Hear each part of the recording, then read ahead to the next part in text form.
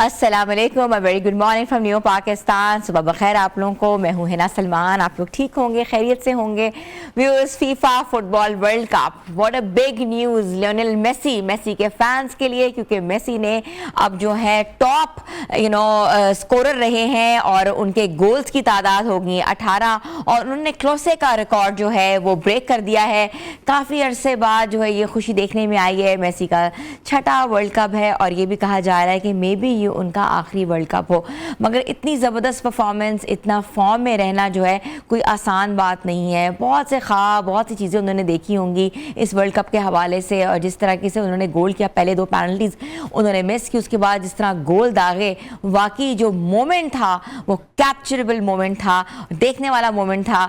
तो मेसी के फैंस के लिए ज़बरदस्त खबरें देखने में आ रही हैं। और इसके साथ साथ ये जो गोल उन्होंने स्कोर किया है अगेंस्ट ऑस्ट्रिया किया है, और आपको पता है कि ऑस्ट्रिया को 2-0 से शिकस्त देकर राउंड ऑफ 32 में जगह बना ली है। और इस तारीखी मुकाबले का सबसे बड़ा ऑफ कोर्स सुपरस्टार जो है वो मेसी हैं, और जिन्होंने दोनों गोल स्कोर करके ना सिर्फ अपनी टीम को कामयाबी दिलाई है, बल्कि फीफा वर्ल्ड कप की तारीख में भी एक नया रैकेट कायम कर दिया है। आप देख सकते हैं स्क्रीन के ऊपर जिस तरीके से मेसी ने गोल किया है, और स्टेडियम्स के अंदर जो है शायकीन फुटबॉल का जोशो खरोश नजर आ रहा है। और जिस तरीके से उन्होंने गोल किया वो भी आपके सामने है। पहले 2 पेनल्टीज मिस की, मगर उसके साथ साथ जो है गोल करके जो है अपनी टीम को फतह दिलवाई है। और अगर आपको थोड़ी सी हिस्टोरिकल बैकग्राउंड के हवाले से बात की जाए तो 38 साल मेसी ने पहले हाफ में गोल करके जर्मनी के साबिक लेजेंड क्लोसे का रिकॉर्ड जो है वो तोड़ा है, और दूसरा गोल करके मजमूई वर्ल्ड कप गोल्स की तादाद 18 तक पहुंचा दी है। इसके साथ ही वो मर्दों के फीफा वर्ल्ड कप की तारीख में सबसे ज्यादा गोल करने वाले खिलाड़ी बन गए हैं। तो अब देखना यह है कि ऑफ कोर्स जब कैटेगरीज होती हैं जिसमें गोल्डन ग्लव्स होते हैं, गोल्डन किक होती है, और बहुत से और भी तमगे दिए जाते हैं, तो उनमें उनका नाम जो है ऑफ कोर्स सारे फहरिस्त ही रहेगा। और मेसी ने मैच के आगाज़ में एक पेनल्टी भी ज़ाया किया, लेकिन उसके बाद शानदार कमबैक किया है। अर्जेंटीना की अगर बात करें तो अर्जेंटीना जो है वो 6 पॉइंट्स के साथ सर फहरिस्त है और नॉकआउट मरहले के लिए क्वालिफाई कर चुका है। और अर्जेंटीना का अगला मैच जो है उर्दन के खिलाफ होगा, जबकि ऑस्ट्रिया को अगले मरहले तक रसाई के लिए अपने आखिरी ग्रुप मैचेस जीतना होंगे। तो ये तो थी हमारी फीफा वर्ल्ड कप के हवाले से update, because of course we want to give a update. और जो है वो वाकई शायकीन फुटबॉल की कहते ना कि रोज़ बरोज़ जो है वो फीवर जो है बढ़ता जा रहा है। नज़रें जो हैं वो स्क्रीन्स पे होती हैं, सारी सारी रात बच्चे जो हैं वो उठे होते हैं, बच्चों के साथ साथ बुज़ुर्ग और वालिदैन भी उठे होते हैं और देख रहे होते हैं कि जो मैचेस हैं वो किन मराहिल में चले गए हैं। और आपको पता है कि 48 कंट्रीज़ ने फीफा में शिरकत की है और 3 न्यूट्रल वेन्यूज़ पे जो है ये कप हो रहा है, जिसमें USA, मेक्सिको और कनाडा शामिल हैं। तो ये तो थी updates from the FIFA world cup, मगर अब ऑफ कोर्स पॉलिटिकल अपडेट्स भी बहुत ज़रूरी हैं। आपको पता है कि नज़रें जो हैं इस्लामाबाद में एक बार फिर जम के लगी हुई हैं, क्योंकि आज एक बहुत इम्पोर्टेंट मीटिंग होने जा रही है। मीटिंग के साथ साथ टॉक्स भी इनिशिएट होने जा रही हैं। आपको पता है कि पाकिस्तान से ज़ाहिर तशक्कुर करने के लिए ईरानी सदर आज एक रोज़ा दौरे पर इस्लामाबाद पहुंचेंगे, और ईरानी सदर मसूद पज़ेश्कियान के दौरे पाकिस्तान की वजह से इस्लामाबाद में ऑफ कोर्स जो सिचुएशन है उससे भी हम आपको आगाह करेंगे, जिसमें मेट्रो बस जो है वो उसकी सर्विसेज मुअत्तल कर दी गई हैं। बहुत ज़्यादा सिक्योरिटी के इंतजामात किए गए हैं, प्रोटोकॉल्स लगाए गए हैं। और इसके साथ साथ आपको पता है कि ऑफ कोर्स जो मसूद पज़ेश्कियान की आज दौरे पाकिस्तान में जो है आला हुकाम से आज मीटिंग्स मुतवक्के हैं, और वज़ीर आज़म शहबाज शरीफ ऑफ कोर्स उनको रिसीव भी करेंगे। और टॉक्स की जो डिटेल्स हैं हम उस पर एक एनालिसिस भी लेंगे। टॉक्स की बेसिक वजह क्या है, जिसके ऊपर जो है किन किन चीज़ों के ऊपर बात होगी। ये भी कहा जा रहा है कि बॉर्डर सिक्योरिटी के हवाले से भी बात की जाएगी, स्टेबिलिटी के हवाले से भी बात की जाएगी, ट्रेड इकनॉमिक कोऑपरेशंस के हवाले से भी बात की जाएगी, एनर्जी प्रोजेक्ट्स के हवाले से भी बात की जाएगी, और regional tension situation including middle east tension और गज़ा के ऊपर भी बहुत इंपॉर्टेंट टॉक्स की जाएंगी। और आई होप जो ये दौरा है ये बहुत खुशाइंद साबित हो। और हमारे साथ मौजूद हैं ऑफ कोर्स जावेद बलोच साहब, ब्यूरो चीफ इस्लामाबाद, हमें अपडेट करेंगे। जी अस्सलाम वालेकुम सर। सो कैसे हैं आप? ठीक हैं, खुशखाश हैं? इस्लामाबाद एक बार फिर जो है तवज्जो का मरकज़ बन गया है और बहुत इंपॉर्टेंट आज टॉक्स जो हैं वो मीडिएट होने वाली हैं और ये जो जिनेवा के बाद जो है ऑफ कोर्स ये बहुत बड़ी कामयाबी है पाकिस्तान के लिए, क्या कहेंगे? Thank you. देखिए, आज जो है वो उस कामयाबी का एक दूसरा मरला है जो पाकिस्तान ने अचीव किया है कि आप देखें कि जो इस्लामाबाद टॉक्स हैं वो कामयाब हुई, जो मुज़ाकरात हैं ईरान अमेरिका के वो कामयाब करवाए गए। पाकिस्तान सालिस था और स्विट्जरलैंड में पाकिस्तान को आपने देखा किस तरह जो है मरकज़ निगाह थे फील्ड मार्शल सईद आसिम मुनीर और वज़ीर-ए-आज़म शहबाज शरीफ। तमाम ममालिक के, पूरी दुनिया के पाकिस्तान की तरफ नजरें थी। तो उन टास्क की कामयाबी के बाद जो है वो अब जो ईरान के प्रेसिडेंट का जो दौरा है पाकिस्तान का वो इंतहाई अहमियत का हामिल है, क्योंकि ईरान जो है वो पाकिस्तान का बरादर इस्लामी मुल्क है, हमसाया मुल्क है और ईरान के साथ जो है वो हमारे दरिया तल्लुकात हैं। मुख्तलिफ शोबाजात में जो है वो बातचीत होनी है, चूंकि ये एक बहुत बड़ी जंग थी जिसे तीसरी आलमी जंग भी करार दिया जा रहा था कि उसकी वजह से तीसरी आलमी जंग जो है वो ना शुरू हो जाए। मिडिल ईस्ट की सूरत हाल आपके सामने थी, पाकिस्तान की सूरत हाल आपके सामने थी, ईरान तो था ही था इससे मुतासर, बल्कि पूरी दुनिया इससे मुतासर हो रही थी। तो स्विट्जरलैंड से जो खबर आई है और उसके बाद फौरी तौर पे इस जो एग्रीमेंट है उस पर अमल दरामद शुरू हो गया है, यानी कि अमेरिका ने वो तमाम पाबंदियां उठा ली हैं 60 रोज के लिए जो ईरानी तेल पर थी, जो ईरानी ट्रेड पर थी और जो बाकी शोबाजात में पाबंदियां थी वो खत्म हो गई हैं। ईरान के जो सीज एसेट से वो डीसीज हो गए हैं, उन्हें बहाल किया गया है, पाबंदियां खत्म की गई हैं। तो इस सारी सूरत हाल के बाद अगर हम इस दौरा को देखें तो ये दौरा जो है वो इसलिए बड़ा अहम है कि पाकिस्तान साजिश था। पाकिस्तान जो है वो उसने दोनों मुल्कों को एक मेज पे बिठाया और अब प्रेसिडेंट ईरान जो है वो पाकिस्तान आके न सिर्फ पाकिस्तान का शुक्रिया अदा करेंगे बल्कि उसमें मुख्तलिफ जो शोबाजात हैं उसमें ताउन के हवाले से जो है वो बातचीत की जाएगी, ट्रेड के हवाले से बातचीत की जाएगी। ठीक है जावेद भाई, मेन एजेंडा क्या होगा except for the political cooperations हैं जो कि एजेंडा के बारे में एनर्जी क्राइसिस के हवाले से बात होगी, स्टेबिलिटी के हवाले से बात होगी, बॉर्डर सिक्योरिटी के हवाले से बात होगी, तो मेन क्या एजेंडा जो है ये आपस के बायलैटरल टर्म्स के हवाले से है? देखें, जो मेन एजेंडा है वो तो नेचुरली जो टॉक्स हैं, जो पाबंदियां हैं वो खत्म हुई हैं, तो एक नया ईरान जो है वो दुनिया के सामने उभर के अब आएगा और ईरान एक दुनिया ईरान को एक नए अंदाज से देखेगी। तो जारी बात है ईरानी प्रेसिडेंट पाकिस्तान आएंगे, उसके बाद बाकी मुल्कों का उनका दौरा है, तो वो दुनिया के साथ जो है वो एक नई टाइज के साथ जो है वो मिल रहे हैं कि जो है वो मुख्तलिफ शोबों में ताउन जो हमारे साथ होगा। स्पेशली आप देखें कि हमारा जो पाक ईरान गैस मनसूबा है वो दहाइयों से ताखीर का शिकार था। उस पे जो है वो बातचीत होने जा रही है, जो ईरान के साथ हमारी ट्रेड होगी उस पे बात होने जा रही है। और जो पाकिस्तान ने देखें छह नए रूट्स जो है वो कॉरिडोर खोले हैं ईरान के साथ, जहां से ईरान के साथ जो है वो ट्रेड होगी। तो इस हवाले से जो खित्ते की सिक्योरिटी है उस पर बातचीत होगी और स्पेशली ये जो एग्रीमेंट है अब तकनीकी मराहल में है और इस पे कमेटियां काम कर रही हैं। तो ये एग्रीमेंट भी जेर बहस आएगा कि ईरान और अमेरिका के जो ताल्लुकात हैं, जो मुआहदा है, जो जिस एग्रीमेंट की बात हो रही है उसको आगे कैसे बढ़ाया जाए। अब ये भी लम्हे है कि ईरानी तेल जो है वो आता है पाकिस्तान में, स्मगल होके आता था, उसे उसे रोका गया है, हुकूमत ने रोका है।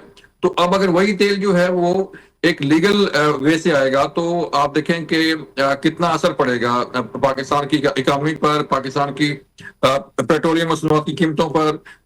अभी तो अपना हरमज खुला है, तो पाकिस्तान में जो है वो 74 रुपीज पर लीटर जो पेट्रोल है वो नीचे आ गया है।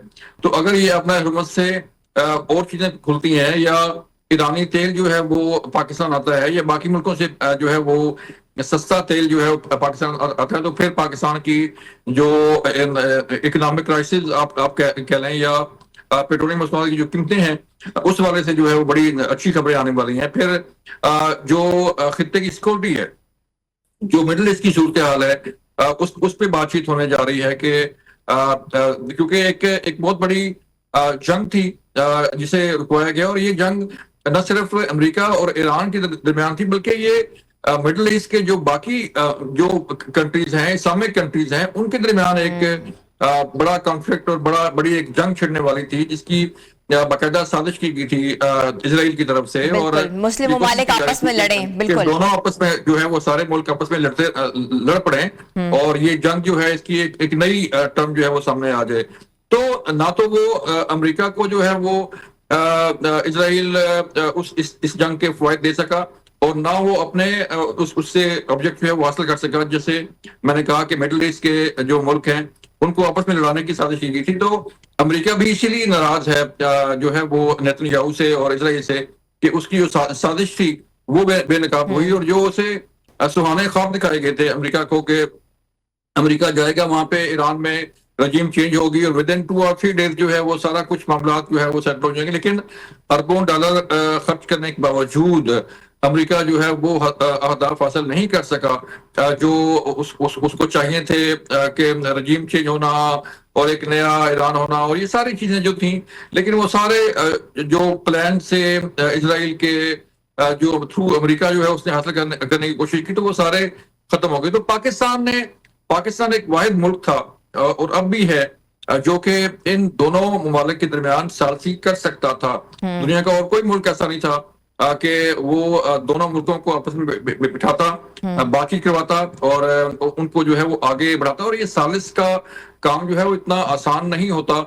जैसे कि आपने देखा कि कई दफा ऐसे मराहल आए कि डेडलॉक पैदा हुआ, कई दफा ऐसे टेंशन क्रिएट हुई, कई दफा अब लास्ट वीक जब प्राइम मिनिस्टर शहबाज शरीफ ने अनाउंस किया कि एक एग्रीमेंट होने वाला है, तो उस रात भी टॉक शो में, मीडिया में जो है ये चीजें चल रही थी कि अब ये डेडलॉक पैदा हो गया है, फिर वो इलेक्ट्रॉनिक सिग्नेचर्स जल्दी से कर दी गए। अमेरिका ने हमला किया है ईरान पे, तो ये टॉक खत्म होने जा रही हैं। तो इसलिए ये बीइंग अ सालिस जो है वो इंतहाई अहम एक जिम्मेदारी थी पाकिस्तान की से। उससे जावेद साहब समझते हैं कि पाकिस्तान जो है डिप्लोमेटिक ब्रिज बना है ईरान और बाकी मुल्कों के दरमियान? बिल्कुल, ये आपने बिल्कुल ठीक टर्म यूज की कि पाकिस्तान ने एक पुल का किरदार अदा किया है।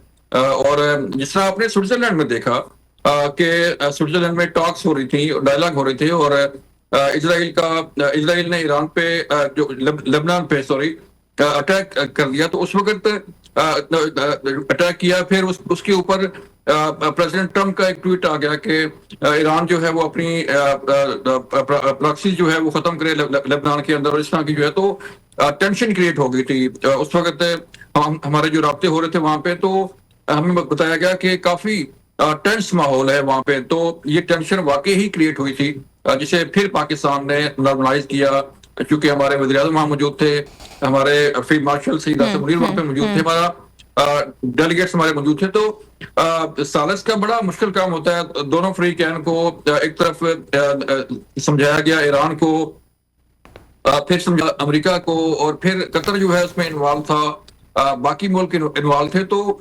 कई बार ये ऐसा हुआ, हमने देखा कि इन टॉक्स में डेडलॉक पैदा हुआ। पहला जो मरला था इस्लामाबाद में टॉक्स का, वो खत्म हुआ, तो जेडी वैंस जो है वो ये कह के वापस चले गए कि जो है वो हम किसी एग्रीमेंट पर नहीं पहुंच सके। तो अब वही जेडी वैंस जो है वहां पे अनाउंस कर रहे हैं कि यस, हमने एक एग्रीमेंट जो है वो कर लिया है, और उस पर जो है वो कामयाब हुई हैं चीजें, उसको आगे बढ़ाया जा रहा है। तो उसके फौरी बाद आपने देखा कि अमरीकी वजारत खजाना की तरफ से एक नोटिफिकेशन भी जारी हुआ कि ये सारे बैन जो है वो लिफ्ट किए जा रहे हैं, और फिर अब्बास अराक्ची की तरफ से भी ये एंडोर्समेंट आई कि जो है हमारे एसेट्स जो है वो डीसील हो गए हैं, और पाबंदियां खत्म हो सैंक्शंस लिफ्ट कर ली थी उन्होंने। बिल्कुल ऐसा ही है। जो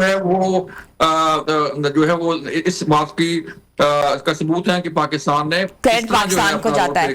thank you so much Javed Baloch साहब for updating us. Bureau chief Islamabad हमें वहां से अपडेट कर रहे थे। इस्लामाबाद एक बार फिर तवज्जो का मरकज है। आज एक रोज़ा दौरा है सदर ईरान का मसूद पज़ेश्कियान आज वहाँ पाकिस्तान का दौरा करेंगे। अहम मीडिएट टॉक्स होंगी वहाँ, और जो 60 रोज़ा रोड मैप है उसके ऊपर भी निगोशिएशंस होंगी कि कैसे इस सीज़ फायर को बाकायदा तौर पे एंड किया जाए। छोटी सी ब्रेक पे जा रहे हैं, आप लोग हमारे साथ रहें।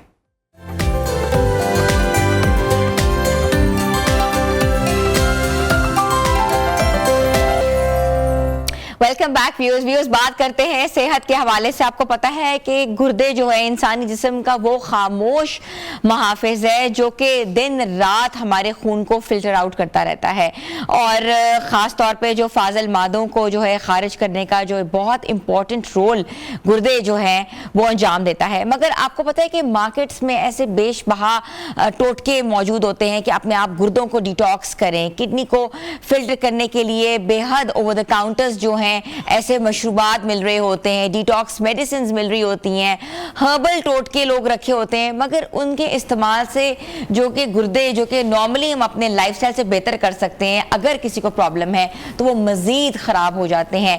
ऐसा कोई किडनी डिटॉक्स जो है मार्केट में अवेलेबल नहीं है जो कि आपके जो कि इतना जादुई काम करें कि किडनी जो है वो बिल्कुल ठीक हो जाएं। असल में करना क्या चाहिए, किस तरीके से अपने किडनीज़ को बेहतर तरीके से जो है उनकी परफॉर्मेंस अच्छी हो, आपको ख्याल रखना चाहिए, कौन कौन सी डाइट लेनी चाहिए, और अगर किसी की किडनी ख़राब हो जाए या मसला हो जाए गुर्दों में तो सिम्टम्स क्या होते हैं, और कौन सी ऐसी हर्बल रेमेडीज़ हैं जो कि बहुत ज़रूरी हैं। जो रेमेडीज़ जो है बिल्कुल नॉर्मल जड़ी बूटियों से जो है बनाई जाती हैं, ना कि नाकस किस्म के शरबत, नाकस किस्म की दवाइयाँ, कैप्सूल्स भरे हुए जो मिल रहे होते हैं, और इतने इतने बड़े बड़े उनके ऊपर जो है वो टैग लाइन्स और कैप्शंस लिखी होती हैं। और साथ साथ सोशल मीडिया पे भी डिफरेंट किस्म के हैक्स आप देख सकते हैं। 2 मिनट में अपनी गुर्दों को ठीक बनाएं, गुर्दों को बिल्कुल ठीक बना के जो है डायलिसिस से जो है आप निजात पाएं। ऐसे बहुत सी हमने चीज़ें देखी हैं, मगर ऐसा कुछ नहीं है। हम आज आपको बताएंगे कि आपने कैसे लाइफस्टाइल अपनाना है जिससे आपके गुर्दे जो हैं वो बेहतर हो सकें, और अगर किसी को प्रॉब्लम्स हैं तो वो कौन कौन सी रेमेडीज इस्तेमाल कर सकते हैं। और आज हमें आप लाइव कॉल्स कर सकते हैं। लाइव कॉल्स करके आप माहिर तिब आज हमारे साथ हैं, उनसे आप मशवरे भी ले सकते हैं, डिस्कशंस भी कर सकते हैं, और अपनी मेडिकल इश्यूज़ को भी रिपोर्ट कर सकते हैं। तो हमारे साथ जो मेहमान ख़ास हैं हमारे, ऑफ कोर्स वो हिकमत से उनका ताल्लुक़ है, हकीम नियाज़ अहमद दयाल साहब। हमारे शोज़ में पहले भी उन्होंने पार्टिसिपेट किया। अस्सलाम वालेकुम जी, कैसे हैं हकीम साहब? ठीक है हकीम साहब, हम आज बात कर रहे हैं ऐसी तमाम अद्वियात की, ओवर द काउंटर्स मिल रहे होते हैं, मशरूबात, चीज़ें जो कि किडनी डिटॉक्स का काम कर रही होती हैं, और कहते हैं कि आपकी गुर्दे जो हैं वो आप बचा सकते हैं, और जो लोग डायलिसिस में वो भी वापस आ सकते हैं। क्या ऐसी बात है? बिस्मिल्लाह रहमान रहीम। असल में ये जो मार्केट में आजकल सोशल मीडिया पे एक तंतना सा है, लोग सेकंड में बड़े बड़े दावे करते हैं, बड़े बड़े वादे करते हैं, यही उनके फेक होने की सबसे बड़ी अलामत है। जो एक तिब्बी माहिर है, जो क्वालिफाइड पर्सन है, उसको पता है कि हर चीज़ एक सिस्टमेटिकली चलती है, उसका एक तरीका होता है। जब तक आप उस पूरे तरीके को अडॉप्ट नहीं करेंगे आपको कोई रिज़ल्ट नहीं मिलेगा। और ये जो लोग सिर्फ अपनी दिहाड़ी लगाने के चक्कर में, अपने व्यूज़ के चक्कर में वो लोगों को गुमराह करते हैं।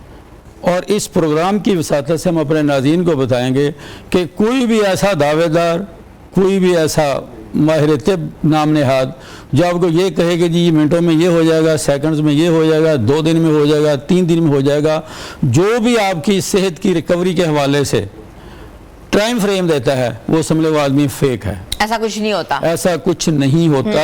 इसमें 2 पहलू हैं। एक तो देखें कि बीमारी की मुद्दत है। माहिरीन कहते हैं कि बीमारी जो है वो घोड़े की चाल आती है और चींटी की चाल जाती है।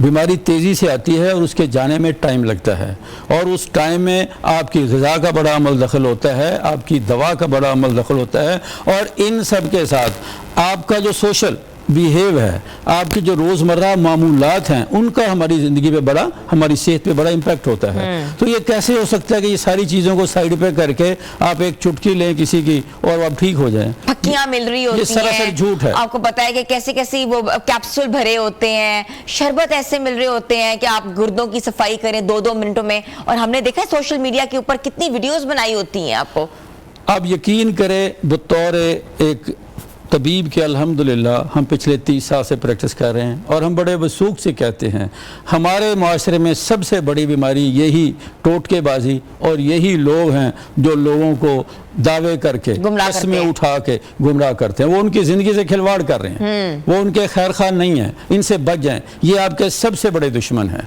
ये आपका पैसा भी ज़ाया करवाते हैं, ये आपको अज़ियत से भी गुजारते हैं और सबसे बड़ी बात ये है कि वो चीज़ें जो ये दवा के नाम पे देते हैं वो आपकी ज़िंदगी के लिए जहर हकीम होता साहब ने देखा है कि हर हकीम जो भी सोशल मीडिया पे बहुत एक्टिव है, वो अपने अपने नुस्खे बना रहा होता है। जी। वो 4-5 चीजें ऐड ऑन करके कहते हैं अगर आप ये पिएं सुबह दोपहर शाम तो ये होगा, 2 मिनट में ये हो जाएगा, 5-7 दिनों का नुस्खा और मुकम्मल इलाज। टेस्ट कराएं तो बिल्कुल आपका टेस्ट जो है परफेक्ट आएंगे। ऐसा होता है? बिल्कुल नहीं होता जी। देखिए, इसमें 2 चीज़ें हैं। सेहत का अपना एक तरीक़ाकार है जो हमारा उसूल इलाज है, इलाज का। तो एक तो हमारा ईमान ये है कि शिफा मिन जाने वाला है। कोई कितना बड़ा माहिर तबीब हो, वो कितना बड़ा इस चीज़ में इल्म रखता हो, जब तक अल्लाह ना चाहे किसी को शिफा नहीं मिल सकती। इस मामले में ये दावा करना ही अल्लाह ताला की मर्ज़ी के ख़िलाफ़ है। पहली बात तो ये है। और दूसरी बात ये है कि जब पैगंबर ये कहते हैं कि जब मैं बीमार होता तो मुझे शिफा वही देता है, तो इससे साबित ये हुआ कि शिफा का फ़लसफ़ा कहीं और है। शिफा की जो दस्तयाबी है वो कहीं और से है। अल्लाह ताला ने किसी मालिज को तो किसी मरीज़ को शिफा दे के उसको इज़्ज़त देनी होती है, और ये जो दावे करते हैं ये सरासर झूठे हैं। हमारा तो आज तक का यही तजर्बा है जी, इसके अलावा हम मज़ीद नहीं कोई बात। अच्छा, गुर्दे क्यों ख़राब होते हैं? देखिए, गुर्दे इंसानी जिस्म की छलनी है।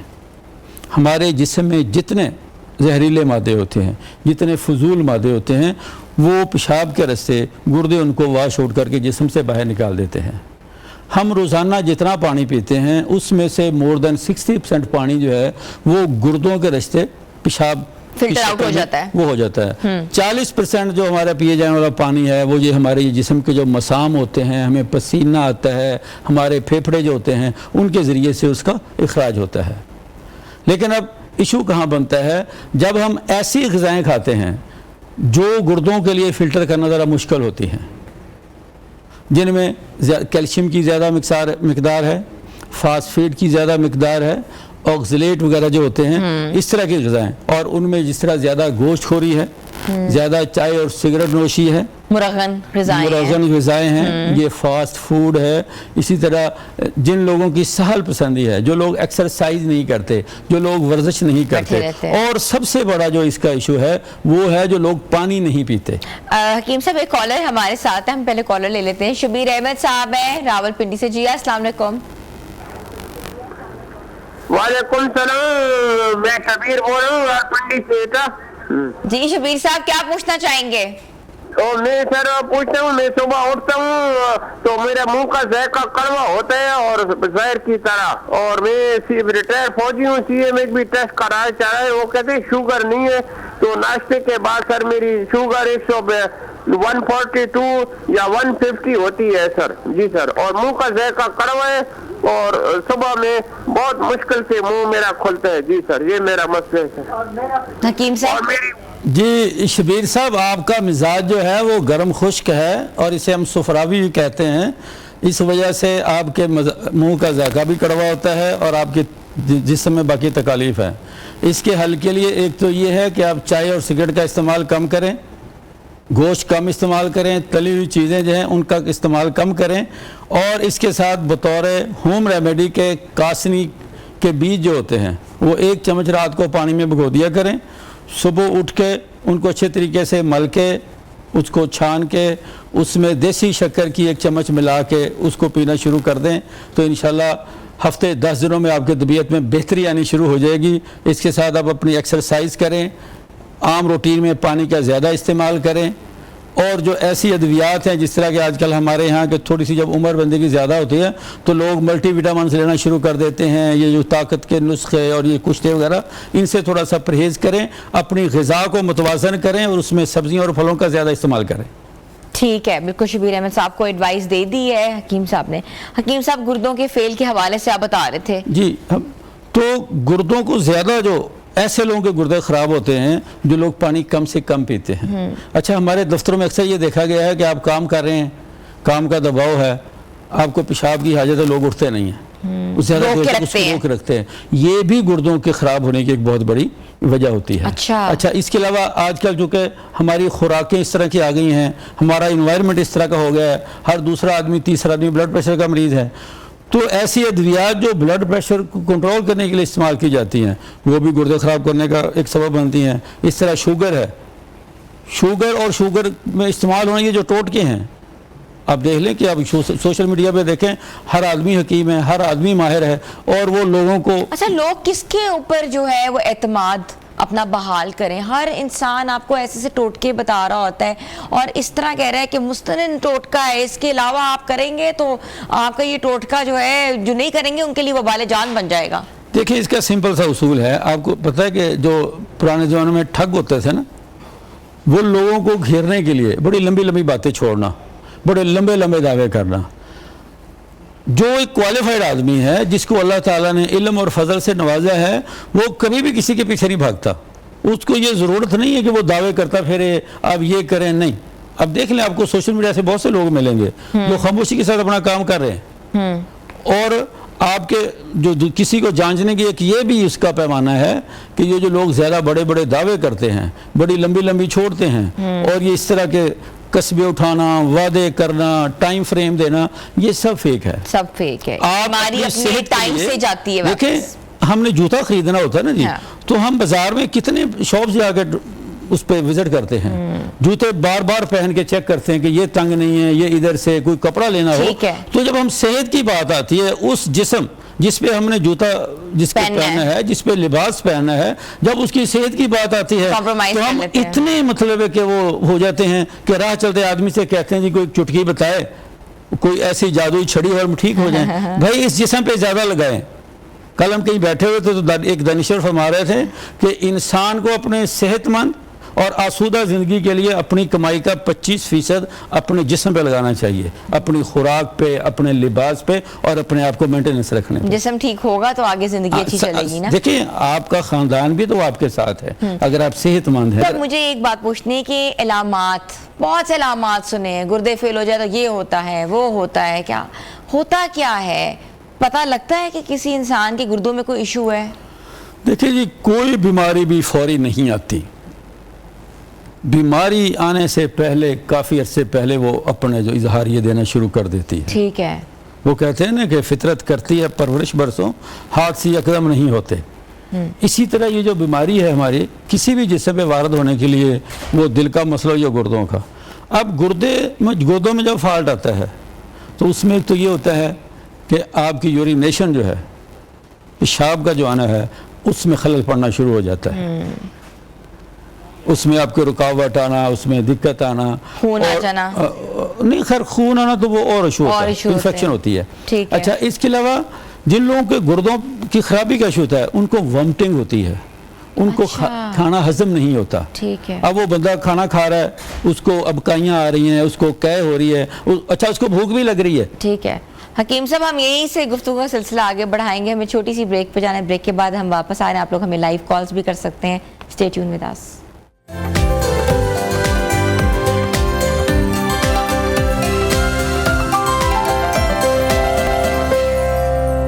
Welcome back viewers. गुर्दों की सेहत को बरकरार रखने के लिए कुदरती नुस्खे कौन से हैं, आज हम इस पर डिस्कस कर रहे हैं। हमारे साथ मौजूद हैं हकीम नियाज दयाल साहब। आप हमें लाइव कॉल्स भी कर सकते हैं, अपने मसले जो डिस्कस कर सकते हैं और मशवरे भी ले सकते हैं।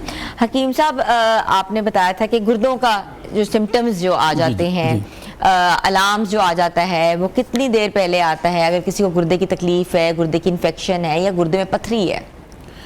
देखिए जी, गुर्दे में पथरी जो हमारे यहाँ तो बाद लोगों के साल भी रहती हैं, तो लोगों को पता ही नहीं चलता। अच्छा। गुर्दे की दर्द का सामना उस वक्त आता है जब गुर्दे में पथरी मूव करती है। पथरी आपके लिक्विड जब पीते हैं, आप पानी पीते हैं, आप कोई ऐसी ग़िज़ा खाते हैं जिससे पथरी मूव करती है, वो पेशाब की तरफ आती है, मसाने में आती है या वो हरकत करती, तब दर्द होती है। वरना कुछ लोगों को सारा साल पता ही नहीं चलता। और उसमें गुर्दों की पथरी भी दो तरह की होती हैं। एक होती है जो बिल्कुल वो बगैर किसी चीज़ को कवर किए हुए, पकड़े हुए होती है, जो कि आसानी के साथ बाज़ का हम पानी पीते हैं उसी के साथ ही वो बनती रहती है। ठीक है। एक जो होती है ना जड़ों वाली, जो पेस्ट हो जाती है गुर्दे के अंदर, आपने देखा कुछ लोग कहते हैं जी पेशाब के साथ खून आ रहा है, पीप आ रही है, वो जो गुर्दे वो बेसिकली ऑक्सलेट होता है या दर्द बहुत रहता है जी, लोगों को। वो उस वजह से होता है।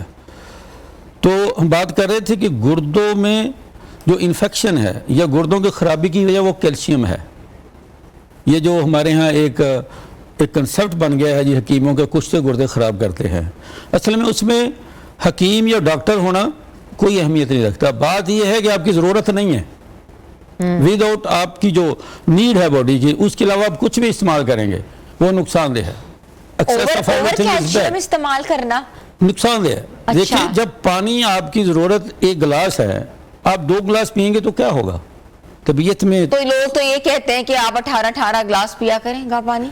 बिल्कुल गैर सेहतमंदाना असूल है। अच्छा। आप अपनी ज़रूरत के मुताबिक इस्तेमाल करें, लेकिन ये होता है ना कि ना पीना बिल्कुल ही, जैसे लोग इसलिए नहीं पीते कि मुझे वॉशरूम जाना पड़ेगा, बिल्कुल पीना ही छोड़ देते हैं। कुछ लोग। हकीम साहब, एक कॉलर हमारे साथ है, शाहीना कौसर है रावलपिंडी से। जी अस्सलाम वालेकुम शाहीना साहिबा। अस्सलाम वालेकुम। वालेकुम अस्सलाम। मेरा नाम शहीना कौसर है। मेरे दोनों पाँव की रगें ब्लॉक है, खून गर्दिश नहीं करता, ऊपर से खून नीचे की तरफ जाता है, नीचे से ऊपर की तरफ नहीं आता।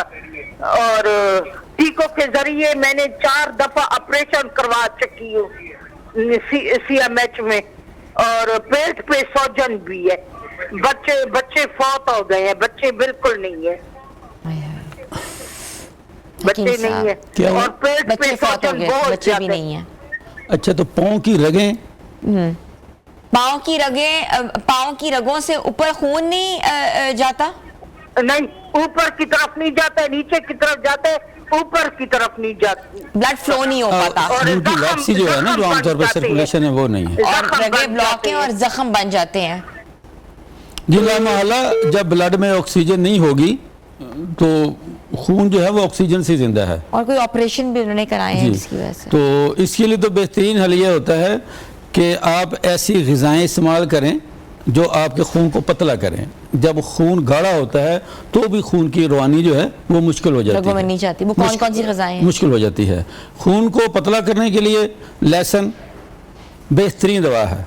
ये ऐसी सुपर पावर है जो आपके खून की कमियत को अपनी जो नॉर्मल भी करती है, और इससे जुड़े जितने मसाइल हैं, वो रगों का बंद होना है, सूजन है, उसकी रुकावट है कहीं पे, खुदा न खास्ता हार्ट का इशू है, जितने भी मसाइल हैं उसके लिए बेहतरीन है। इसको आप या तो ये करें कि 1 ग्राम रोज़ाना इसको क्रश करके इसमें थोड़ा सा शहद मिक्स कर लें अगर शुगर नहीं है, या इसमें सिरका सेब मिक्स करके इसका आप इस्तेमाल खाली पेट करें। या फिर यह है कि बाज़ार में बनी बनाई टैबलेट्स जो हैं लहसुन की, इन टायर कोटेड होती हैं, जिनके इस्तेमाल के बाद मुंह से स्मेल भी नहीं आती, वो बड़ी आंत में जाके खुलती है डायरेक्ट। तो उसमें से यहाँ पे जितने भी बड़े इदारे हैं इन्होंने इस पे मेडिसिन बनाई हुई है। गार्लिक के मुख्तलिफ जो हैं उन्होंने बनाई, उनका इस्तेमाल करें सुबह शाम 1-1 गोली, और उनका बहुत अच्छा रिजल्ट है। ठीक है, इसके लिए ठीक है, यही एक नुस्खा उनके लिए, हाँ, उनके लिए ये बेहतरीन नुस्खा है। इसके अलावा बेरी के पत्ते पानी में पका के ना जी, और पानी में थोड़ा सा नमक डाल के ये गठनों से लेके पाँव नीचे तक वो जिस्म आप उस नीम गर्म पानी में रखें, उससे भी आपके मसाम खुलेंगे और खून की रवानी में बेहतरी आएगी इंशाल्लाह। ठीक है, ये स्पेशली शहीना कौसर साहिबा थी रावलपिंडी से, उनके लिए ये रेमेडी जो है वो हकीम साहब ने बताई है। अगर कोई मिस हो गई है तो सोशल मीडिया पे जाके वो सुन सकती हैं। एक और कॉलर हमारे साथ है नूर लाहौर से। जी अस्सलाम वालेकुम नूर। क्या हाल है मैम? मैं बिल्कुल ठीक हूँ नूर, आप क्या पूछना चाहेंगी? मैम मैं ना हकीम साहब से इस बारे में सवाल करना चाहूंगी कि मुझे ना छोटा वॉशरूम जो है ना वो रुक के आता है, और येलो कलर का बहुत ज्यादा है, जबकि मैं पानी भी बहुत ज्यादा पीती हूँ, इसके बावजूद भी मुझे ना रुक के थोड़ा सा वॉशरूम आता है। तो मुझे इसके बारे में बता दो। यूरिन रुक रुक के आता है। जी कितनी और क्या एज मसला कितनी है है इनकी? इनकी एज कितनी है? तो मतलब जितना भी पानी पी लूं तो मुझे ना वॉशरूम जो है ना वो येलो कलर का ही आता है। इनकी एज कितनी है? आपकी उम्र कितनी है? ये मेरी 37 है। 37। 37 है। ठीक है, हकीम साहब बता रहे हैं। इसमें एक तो ये है कि आप प्रोटीन वाली चीज़ें उनका इस्तेमाल कम कर दें, जिस तरह फास्ट फूड है, ज़्यादा दालें हैं, ख़ासकर स्याह चने जो हैं इनका इस्तेमाल कम करें। और आप जो पानी इस्तेमाल करते हैं उनमें ना 5 किलो पानी में कम से कम आप 25 ग्राम सौंफ उबाल के रख लें अच्छे तरीके से, और चलते फिरते आपने वो सौंफ वाला पानी इस्तेमाल करना है। ये 3 हफ्ते मुतवातिर इस्तेमाल करें।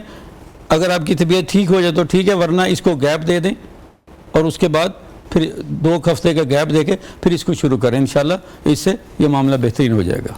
ठीक है हकीम साहब। हकीम साहब, जिसके आप बता रहे थे पत्थर आ जाते हैं गुर्दों जी, में, जी, जी। तो आपने बताया कि उसका इलाज कैसे कराते हैं। अक्सर लोग कहते हैं लेजर करा दो फौरन जाके, और फिर वो कहते हैं कि जिनका लेजर नहीं होता वो फिर वेट कर रहे होते हैं, मेडिसिन ले रहे होते हैं। अच्छा, हम इसके ऊपर भी बात करेंगे, लेकिन एक कॉलर हमारे साथ हैं, शमीम है लाहौर से। जी शमीम साहिबा, अस्सलाम वालेकुम। अस्सलाम वालेकुम। अस्सलाम वालेकुम जी। जी वो मैंने बताना था कि मेरे ना पाँव में सूजन हो जाती है और मेरे हड्डियों में प्रॉब्लम है, कोलेस्ट्रॉल यूरिक एसिड का मसला बन जाता है। और अभी इन्होंने लहसुन का बताया था, वो मैं सुबह इस्तेमाल करती हूँ। इसके अलावा अगर वो मुझे डॉक्टर मंसूरिया हॉस्पिटल ने दवाई दी, उसके साथ मुझे ना स्वेलिंग हो गई है और पूरी हड्डियों में और जिस्म में दर्द रहती है। अभी एक मेरी टांग है, उसमें ना कूल्हे से लेके तो पाँव की एड़ी तक दर्द आती है। तो इसके लिए मैं पूछना चाहती थी कोई दवाई हो तो। मैं दवाइयाँ खा के टांग पड़ गई। आपको कोलेस्ट्रॉल और ब्लड प्रेशर भी है? ब्लड प्रेशर हाई तो नहीं, कभी कभार लो हो जाता है, लेकिन उसके बारे में फिर भी मैं बीपी का गोली इस्तेमाल कर रही हूँ, जो लोरी कर रही हूँ, और उसके बावजूद मुझे ना किसी दवाई से फर्क नहीं पड़ रहा। हकीम साहब, एक तो ना जी कॉलेज के अपनी उम्र बताया करें, ताकि हर उम्र के लिहाज आप से प्लीज एज बता दें। उम्र 60 तक है। 60 साल है। असल में इनका जो इशू है वो हड्डियों की कमज़ोरी का है। हमारी ख़वातीन में अक्सर 40 साल के बाद ना जी आर्थोप्रोसेस जो है ना वो शुरू हो जाता है, और उसकी वजह यही होती है डाइट डेफिशिएंसी। हमारी माएँ जो हैं वो बच्चों की देखभाल में, उनकी मोहब्बत में इतनी मसरूफ़ हो जाती हैं कि वो अपने आप को भूल ही जाती हैं, वो अपनी खुराक का ख्याल नहीं करती। एक तो ये है कि वो आर्थोप्रोसेस के लिए इनको चाहिए कि ऐसी ग़िज़ाएँ जो हड्डियों को मजबूत करती हैं, जिनमें जैसे पालक है, पालक में कैल्शियम बहुत ज़्यादा होता है, फास्फोरस होती है। इसी तरह दूसरी अपना उसमें अखरोट है, ये दिमाग के लिए भी अच्छा है, दूसरे सिस्टम के लिए भी बेहतरीन है। मगज़ बादाम है। लेकिन इससे पहले चूँकि इनको साथ शटीका पेन भी है, और जो इन्होंने बताया इससे लगता है कि इनके जिस्म में यूरिक एसिड ज़्यादा है। ठीक है। तो यूरिक एसिड दूर करने के लिए, उसके लिए इनके लिए ज़रूरी है कि ये अदरक, अजवाइन और इसमें छोटी इलायची, इसका कुछ अर्सा कहवा इस्तेमाल करें। 1 ग्राम अदरक, 1 चुटकी अजवाइन की, और उसमें आजकल गर्मी है तो उसमें चंद कतरे लेमन के भी शामिल किए जा सकते हैं। ये उसका इस्तेमाल करें और थोड़ा सा अपने आप को मुहर्रक करें, क्योंकि हम लोग सारी ज़िंदगी चलते फिरते हैं। जब थोड़ी सी हमारी उम्र ज़्यादा होती है ना, तो बच्चे बड़े हो जाते हैं, ज़िंदगी में सहूलत आ जाती है, तो वो जो हमारे लिए बैठना है वो भी एक बीमारी बन जाता है। तो इसलिए थोड़ा सा अपने आप को मुहर्रक रखें, और अपनी ग़िज़ाओं में जो सब्ज़ियां हैं उनका ज़्यादा इस्तेमाल करें, फलों का ज़्यादा इस्तेमाल करें। अगर गोश्त खाना मकसूद भी हो तो छोटे परिंदों का, जैसे देसी मुर्गी है और उसके साथ कबूतर है, ये बटेर है, ये हैं तो महंगी चीज़ें, लेकिन कम अज़ कम ये जो आप इतनी वो नुकसानदेह अद्वियात खाएँगे उनसे इनका इस्तेमाल ज़्यादा बेहतर है। और शटीका पेन में आम तौर पे पेट में जब कंजक्शन आ जाती है, कब्ज़ हो जाती है, उस वजह से भी ऐसा इशू होता है। के लिए किसी भी दवाखाने से हब्बे तनकार शटीका के लिए, वो बेसिकली कब्ज़ के लिए होती हैं, और शटीका ज़्यादातर हमारे जिस्म के अंदर जब फाजल मादे रुकते हैं उस वजह से भी हो जाता है। तो उसके लिए ये बेहतरीन नुस्खा है कि आप हब्बे तनकार की 2 या 3 गोलियां रात को लेना शुरू कर दें। जब आपका पेट बेहतर होना शुरू हो जाएगा तो उन गोलियों की मिकदार कम कर दें। बगैर ज़रूरत कोई दवा, कोई चीज़ इस्तेमाल नहीं करनी चाहिए। जब आपको ज़रूरत हो इस्तेमाल करें, तो इंशाल्लाह चंद दिनों में आपका ये मसला बेहतर हो जाएगा। बहुत बहुत शुक्रिया हकीम साहब। टाइम बहुत कम था, कॉलेज बहुत ज़्यादा थे, सवाल भी बहुत ज़्यादा थे, लेकिन हम इस टॉपिक को मज़ीद भी आपके साथ ही किसी और दिन हम लोग डिस्कस करेंगे। हकीम नियाज़ अहमद दयाल साहब हमारे साथ थे। व्यूज़ आपने देखा कि किस तरीके से अपने गुर्दों की सेहत का ख्याल रखना है। छोटी सी ब्रेक पे जा रहे हैं, आप लोग हमारे साथ रहें।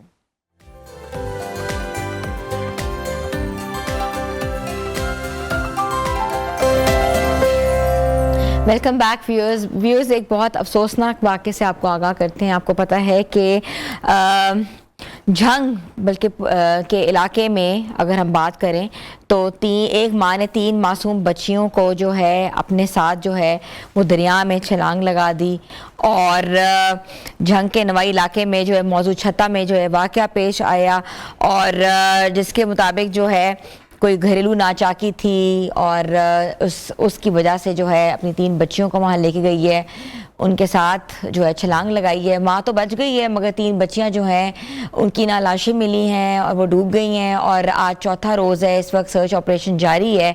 और इसके साथ साथ जो सबसे इम्पॉर्टेंट बात है कि सीएम साहिबा मरीम नवाज साहिबा ने इस वाक़े का नोटिस लिया है और मुतल्लिका इदारों को आगाह किया है। सर्च ऑपरेशन के ऊपर भी उनके इम्पॉर्टेंट उन्होंने जो अहकाम जारी किए हैं, और ये भी कहा गया है कि ऐसे वाक़यात की जो है वो तफ्तीश की जाए, मुहर्रकात के ऊपर बात की जाए कि हुआ क्यों है। और इसके साथ साथ अगर हम बात करें तो एक खातून को भी तहवील में लिया है पुलिस ने, और इब्तदाई तहकीकात जो हैं वो जारी हैं। और ये कहा जा रहा है पुलिस हकाम के मुताबिक कि इसके मुख्तलिफ पहलुओं के ऊपर रोशनी डाली जाएगी, तफ्तीश की जाएगी। हमारे नुमाइंदे सफदर वसीम हमारे साथ इस वक्त मौजूद हैं, पूरे वाक़े के बारे में आपको अपडेट करेंगे। अस्सलाम वालेकुम सफदर। जी सफदर, ये वाकया कब पेश आया, क्यों पेश आया, और 3 बच्चियां थी, उनकी उम्रें क्या थी?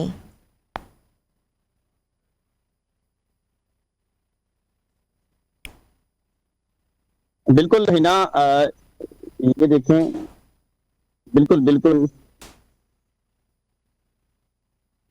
बिल्कुल मैं इस वक्त मौजूद हूँ। ये झंग का इलाका मारी पतन के करीब दरिया झेलम किनारे है, और जहाँ एक ऐसा अंदोनाक सानिया पेश आया जिसने हर आंख को अश्कबार और हर दिल को गमज़दा जो है कर दिया। यहाँ पर मुबैना तौर पर एक माँ ने अपनी ही 3 मासूम बेटियों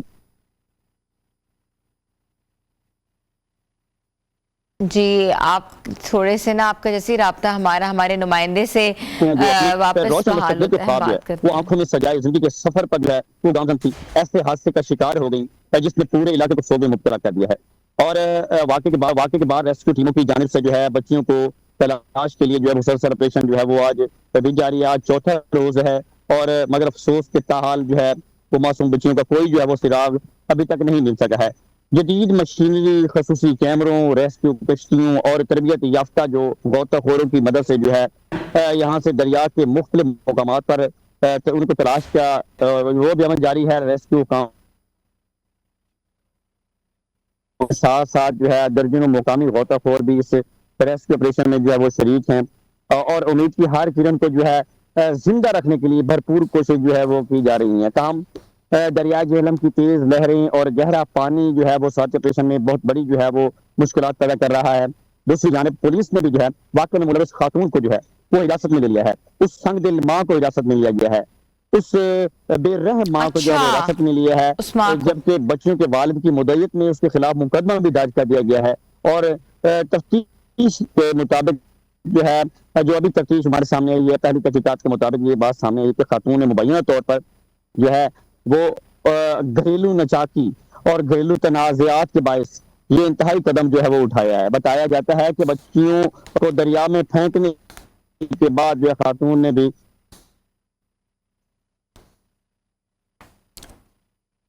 जी सफदर, आप सुन पा रहे सफदर, ऐसे कैसे एक माँ जो है अपनी औलाद को जो है वो मौत के मुंह में धकेल सकती है और अपने जिगर गोशों को? ये तो बहुत एक संगीन मसला है, कोई मेंटल हेल्थ इशू है। इतनी बड़ी क्या नाचाकी होगी कि अपनी औलाद को ही उसने मौत के घाट उतार दिया?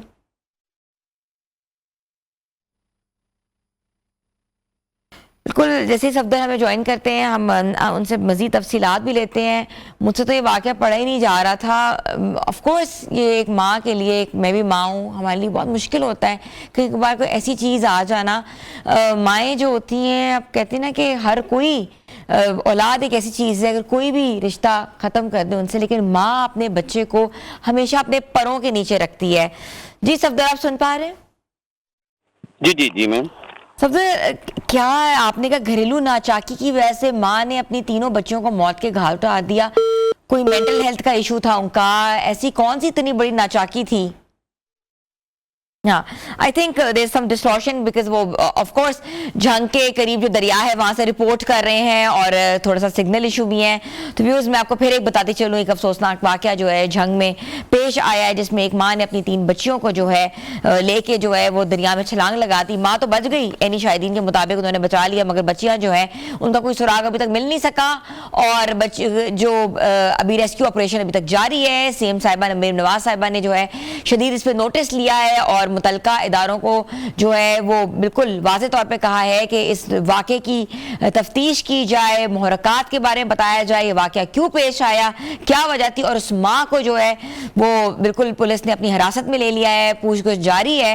और कैमराज, ड्रोन्स के जरिए, गोताखोरों के जरिए जो है ये बताया जा रहा है कि अभी तक तीनों बच्चियों की ना लाशें मिली हैं और ना कोई सुराग मिल पाया है।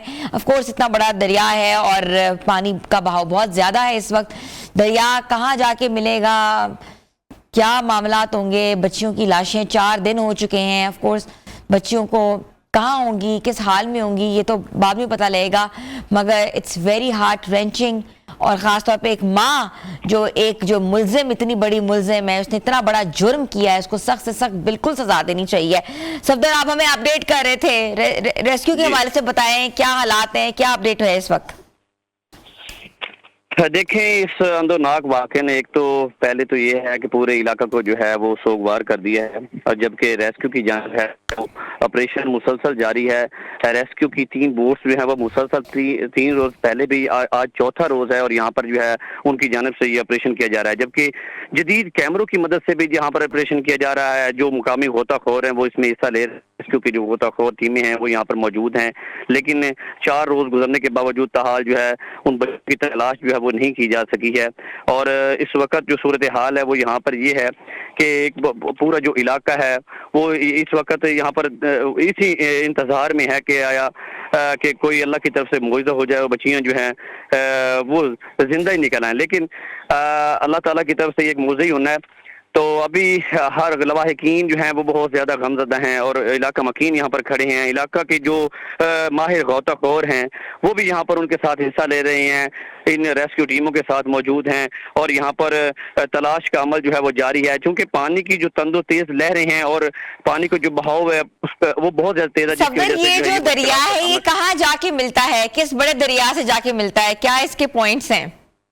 बिल्कुल, ये दरिया झेलम है और दरिया जो है आगे जाके हेड त्रीमू के मुकाम पर, ये झंग में ही इन 2 दरिया झेलम, दरिया चनाब का जो है वो संगम होता है और ये झंग में हेड त्रीमू के मुकाम पर जाके मिलता है। और यही दरिया जो है ये वहीं पर जाके मिलना है। उसकी जो तेज लहरें हैं वो उस जानिब जो है वो इस वक्त चल रही हैं, जिसकी वजह से जो है गहराई और तेज लहरों की वजह से जो है यहाँ पर ऑपरेशन में बहुत मुश्किल का सामना करना। अभी जो इलाका मकीन है, इलाका मकीन जो है वो कहते हैं कि अगर ज़िला इंतज़ामिया की जानिब से एक बेहतरीन टीम भेजी जाए, माहिर गोताखोर टीमें भेजी जाएं, क्योंकि ज़िला इंतज़ामिया की जानिब से रेस्क्यू टीमें तो यहाँ पर रवाना की गई हैं। यहाँ पर जो कैमरे वाली टीम है वो भी यहाँ पर भेजी गई है, लेकिन जो गोताखोर टीमें हैं वो हमने यहाँ पर नहीं देखी हैं, क्योंकि गोताखोर टीमों का यहाँ होना बहुत ज़्यादा ज़रूरी है, क्योंकि इसकी गहराई बहुत ज़्यादा है। अगर गोताखोर टीमें यहाँ पर आती हैं तो इलाका मकीन कहते हैं कि ये ऑपरेशन जो है कामयाब भी हो जाएगा और जल्द से जल्द यहाँ से जो है वो नाशें या उन बच्चियों को जो है वो तलाश मुमकिन हो सकती है। अच्छा सफदर, मुझे बच्चियों के हवाले से बताएं, कितनी उम्र थी उन बच्चियों की? बिल्कुल, इन बच्चियों की जो उम्रें हैं वो जो है वो 10 साल बताई जा रही हैं। और अफसोस की बात यह है कि यहाँ पर जो लोग हैं जो यहाँ पर बता रहे हैं, यहाँ के मकीन बता रहे हैं कि उस संग दिल माँ ने जब बच्चियों को फेंका, जो बड़ी बच्ची थी वो उसने भागने की कोशिश भी। हाय हाय हाय, कितना अफसोसनाक बात है। खुदकुशी करना और खुदकुशी करके जो है वो भयंकर, करवाना, फिर खुद ये जो है- दोनों इतना बड़ा जुर्म है। बिल्कुल बिल्कुल। फिर उसने खुद भी जो है खुदकशी करने की कोशिश की है, लेकिन ये बदनसीबी देखें कि वो साथ ही एक वहां पर इलाका मकीन खड़ा था, उसने उस खातून को तो जिंदा निकाल लिया, लेकिन अफसोस के वो बच्चियां जो है वो इस तंदो लहरों में जो है वो बह गई थी। और अब ये है कि अब कानूनी कार्रवाई भी की जा रही है, पुलिस ने उसे हिरासत में ले रखा है, लेकिन जो है वो उसका पुलिस के मुताबिक जो हमारे पास रिपोर्ट मौजूद है, पुलिस का कहना है कि घरेलू नाचाकी की वजह से ये मामला जो है ये उसने पेश किए हैं। और अब अमर ये है कि इस तरह के वाकयात पेश आते ही क्यों हैं, कोई ऐसी तो वजह थी कि जिसकी वजह से वो इस नौबत तक पहुंची है। अब सवाल उठ रहे हैं, हर कोई सवाल कर रहा है कि आया कि उस खातून ने ये कदम उठाया, उसकी भी कोई रीजन है।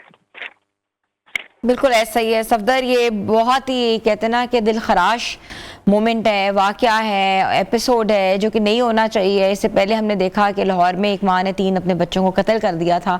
अब यही वाकया जो है वो दरिया झेलम में जो है एक ने 3 बच्चों को लेके छलांग लगा दी। माँ तो बच गई, बच्चियाँ जो हैं इस वक्त पता नहीं कहाँ होंगी।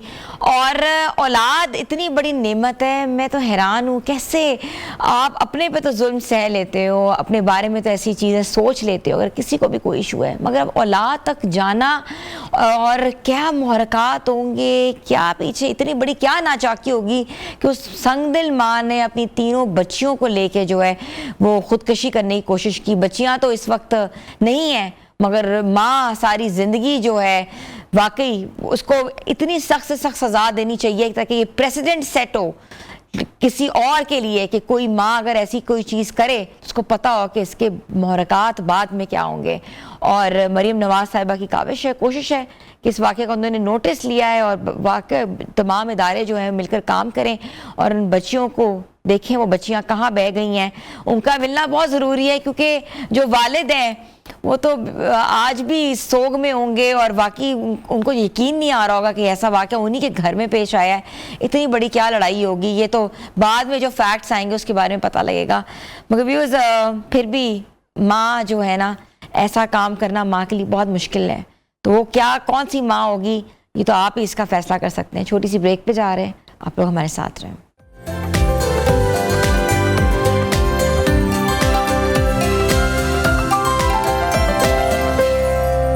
Welcome back viewers. आज हम आपको किचन में लेके जाते हैं जहां ब्रेकफास्ट बनने जा रहा है। आपको पता है कि दुनिया के बेहतरीन ब्रेकफास्ट जो हैं अब डिफरेंट जगहों पे दस्तयाब हैं और पाकिस्तान में भी ऐसी बहुत सी ईटरीज आ गई हुई हैं जहां आप लोग कॉन्टिनेंटल से लेके इंग्लिश ब्रेकफास्ट एंजॉय कर सकते हैं। आपको पता है शक्शुका इज एन अमेजिंग डिश जो कि एग्स के साथ बनाई जाती है और बहुत पॉपुलर डिश है ये। और अक्सर जब हम ऑर्डर करते हैं the price range comes from 1500 to 2500 rupees की ये डिश होती है। तो हमने सोचा कि आज हम क्यों ना आपके साथ जो है ब्रेकफास्ट शेयर करें कि आपने अगर रेस्टोरेंट का मजा घर में लेना है तो कैसे ब्रेकफास्ट बनाना है। सुबह सुबह आपको पता है छुट्टियां चल रही हैं, बच्चे भी घर में हैं, तो उनको भी एक डिफरेंट फ्लेवर चाहिए होता है, डिफरेंट डिशेस चाहिए होती हैं, प्रेजेंटेशन बहुत मैटर करती है। तो आज हम आपके साथ शेयर करेंगे शक्शुका की रेसिपी, उसको कैसे डिश आउट करना है, कैसे उसको प्रेजेंट करना है और इसके साथ साथ मैंगो लस्सी। हमें ज्वाइन किया है हमारे कलनरी स्कूल ऑफ आर्ट्स सुबेर यूनिवर्सिटी से ग्रेजुएट हुए हैं, डिफरेंट चैनल्स पे काम करते हैं, डिफरेंट रेस्टोरेंट्स को सर्विसेज देते हैं, उबैद चौधरी। अस्सलाम वालेकुम उबैद। अस्सलाम वालेकुम, कैसी हैं आप? मैं ठीक, आप बताएं। बिल्कुल ठीक, अल्लाह का शुक्र। उबैद आज हमारे किचन में आप ब्रेकफास्ट बना रहे हैं। बिल्कुल, आज हम एक टर्किश रेसिपी बना रहे हैं। Shakshuka basically it's a Turkish recipe. Okay. तो जब आप टर्की में विजिट कर रहे हो तो वहाँ के लोगों को पता होगा कि जो शक्शुका ना ये वहाँ की बहुत पॉपुलर डिश है नाश्ते के हिसाब से।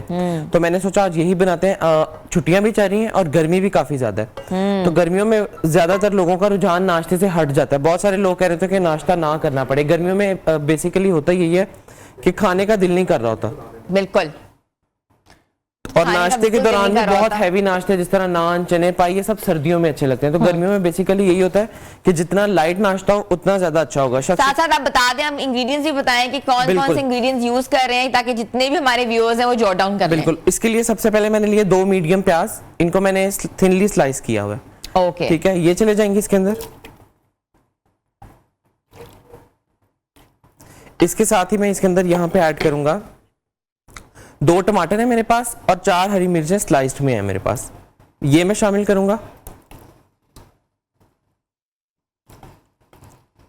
ये सिर्फ 20 मिनट में आपकी रेसिपी बनने वाली रेसिपी है, जो सुबह के टाइम आप ऑमलेट का अगर आपका दिल नहीं कर रहा, अगर आपका कुछ और कि हम टिपिकल ऑमलेट खा के बिल्कुल तंग आ जाते हैं, तंग आ जाते हैं, कुछ चीजें डिफरेंट सेम इंग्रेडिएंट्स वही हैं, लेकिन इट्स अ ट्विस्ट कि आप अंडे के अंदर सारा कुछ फेंट के तवे पे डाल देते हो, इसमें आपने पहले मसाला बना लेना और उसके ऊपर आपने अंडे डाल के स्टीम दे देनी है। और इसको अगर आप पराठे के साथ खाने का नहीं दिल तो आप इसको बेसिक नॉर्मल ब्रेड के साथ भी ले सकते हैं, और उसके अलावा पीटा ब्रेड के साथ भी इसको और ज्यादा मैंने देखा है कि शक्शुका जो है आपके वो जो क्रोसॉन होते हैं उसके साथ भी बहुत ज्यादा ही फेमस है। ठीक है, तो इसको कितना लाइट से सॉटे करना है? हमने इसको बिल्कुल इतना सॉटे करना है कि सब्जियों का क्रंच भी रहे और ये थोड़ी पक भी जाए। हाँ, वो हमारी तरफ मीडियम से पका के पकाएं हम। ठीक है, क्योंकि बेसिकली जो ये पाकिस्तान से बाहर की रेसिपीज होती है ना, हम तो चीजों को पका के उनकी जान निकाल देते हैं, और जो बाहर के लोग होते हैं वो सिर्फ उनको ये टॉस करते हैं, सौते करते हैं ताकि सब्जियों का क्रंच भी रहे और उनकी जो अंदर प्रोटीन और जो चीजें भी हैं, हेल्थ बेनिफिट्स हैं, वो भी एंजॉय कर सकें। अगर आप सब्जियों को बिल्कुल पका के कर देंगे तो वो सिर्फ आपके पास समझे गूदा सा रह जाता है चीजों का। ठीक है, तो उबैद ये आपने हल्का सा आप सौते करूंगा मैं। इसके साथ में अभी इसके अंदर स्पाइसेस भी ऐड कर दूंगा। स्पाइसेस कौन से हैं? स्पाइसेस सिर्फ बेसिक स्पाइसेस है मेरे पास। इसके लिए मेरे पास सबसे पहले रेड चिली, अच्छा मैंने जो ग्रीन चिलीज ली है ना वो बारीक वाली थी, यानी कि देसी हरी मिर्च थी। ठीक है, तो लाल मिर्च को आप उस हिसाब से मैनेज करेंगे। अगर आप लाल मिर्च नहीं लेना चाह रहे, बेसिकली इसमें डलती लाल मिर्च है, बहुत सारे लोगों को लाल मिर्च से एलर्जी होती है, तो ब्लैक पेपर ले सकते हैं। ये तकरीबन 1 टीस्पून में इसके अंदर लूंगा लाल मिर्च का पाउडर,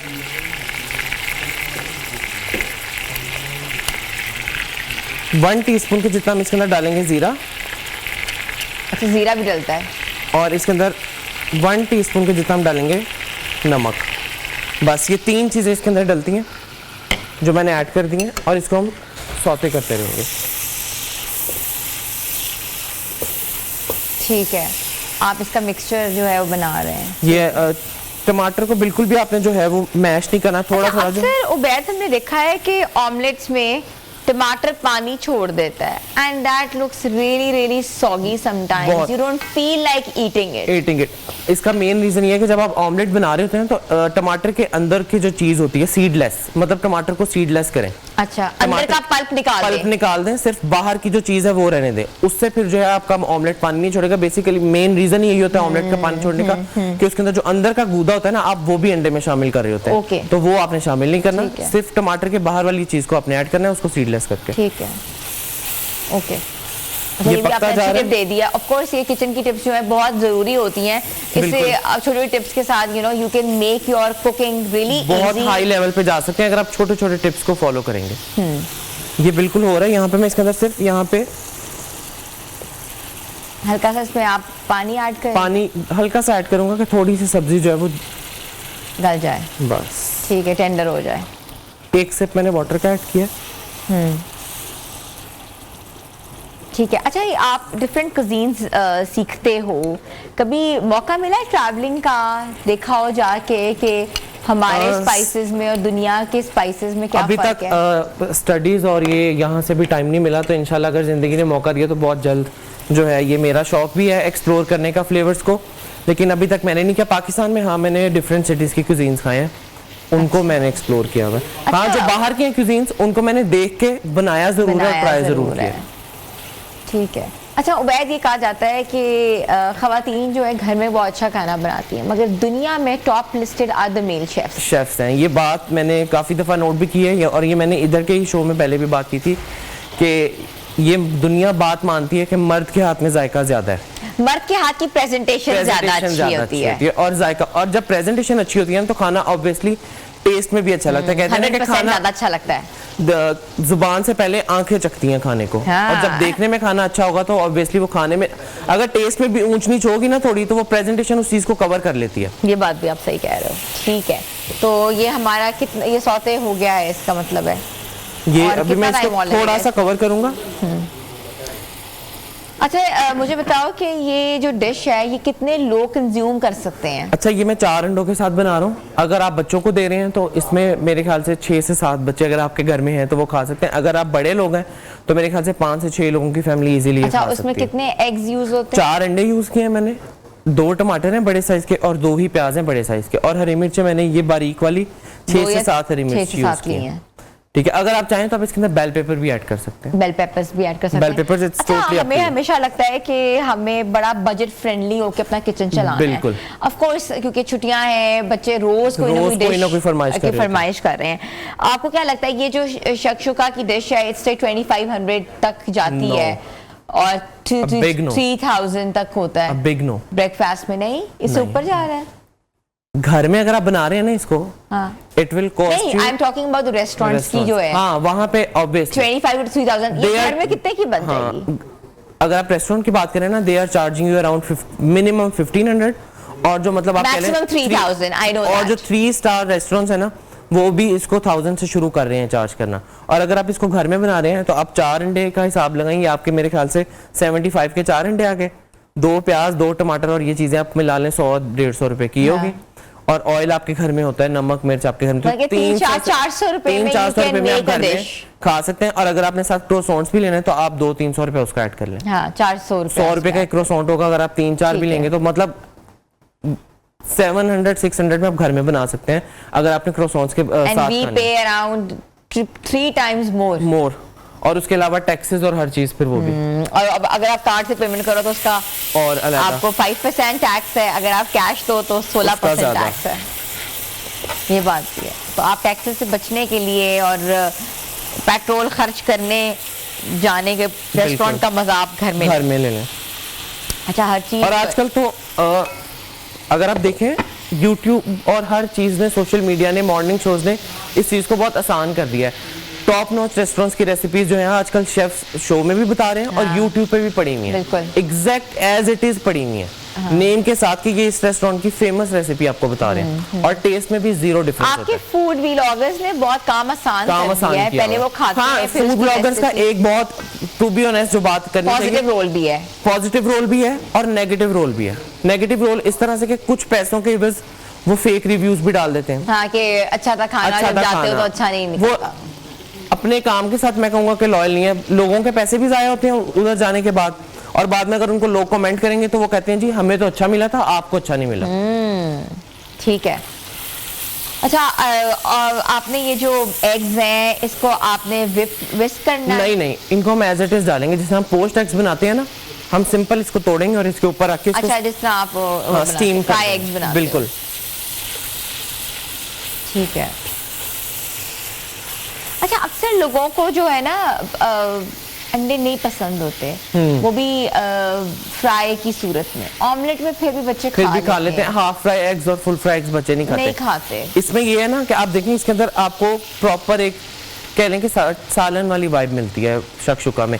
नीचे अगर मसाला होगा तो अगर ऊपर अंडा पूरा पका होगा, इसमें अंडा कच्चा भी नहीं होगा, इसमें अंडा पूरा पकाएंगे स्टीम के साथ। And it's a very good source of vitamin D. जिनका विटामिन डी लो है वो इस रेसिपी को जरूर ट्राई करें, बिकॉज आजकल हम लोग सन एक्सपोजर्स नहीं लेते, धूप बहुत ज्यादा होती है, गर्मी बहुत ज्यादा है, बच्चे नहीं बाहर निकलते, तो it's a very good source कि जिन बच्चों का विटामिन डी जो है डेफिशिएंट है, तो वो विटामिन डी अपना ऐसी रेसिपीज के साथ पूरा कर सकते हैं जिसमें जो ना भुनाइयाँ ज्यादा हैं, हल्का सा सौते करके आप उनको रॉ फॉर्म में, हाफ कुक फॉर्म में, या आप कहते हैं ना कि थोड़ा सा आप हाफ डन फॉर्म में बच्चों को दे सकते हैं।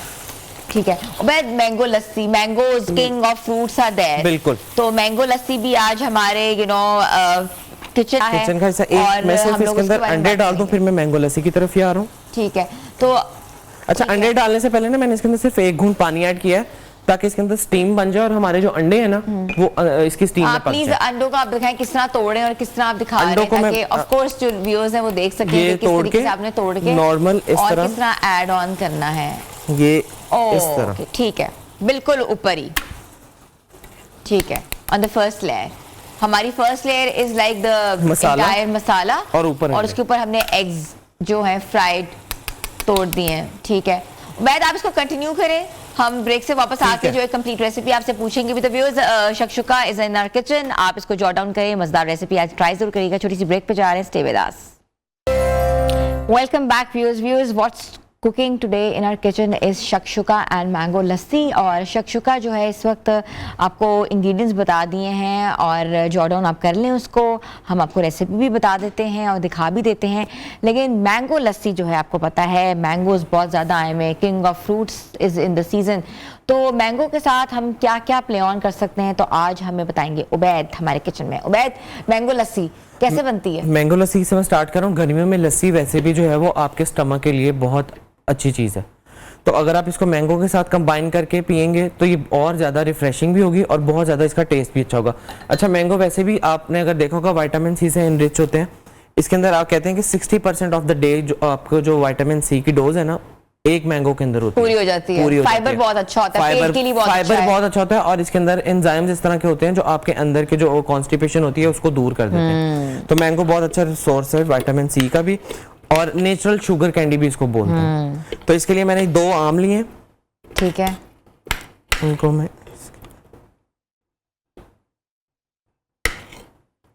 अच्छा 2 आम, एक ग्लास में 2 आम जाएंगे कि नहीं, ये तकरीबन 3 से 4 ग्लास बनेंगे। 3 से 4 ग्लास बनेंगे, ठीक है। अच्छा इसमें लस्सी में दूध यूज होता है कि अगर आप देखें ना रेस्टोरेंट क्रीम यूज होती है कि आप क्रीम योगर्ट नहीं यूज यूज करते होगी, हैं?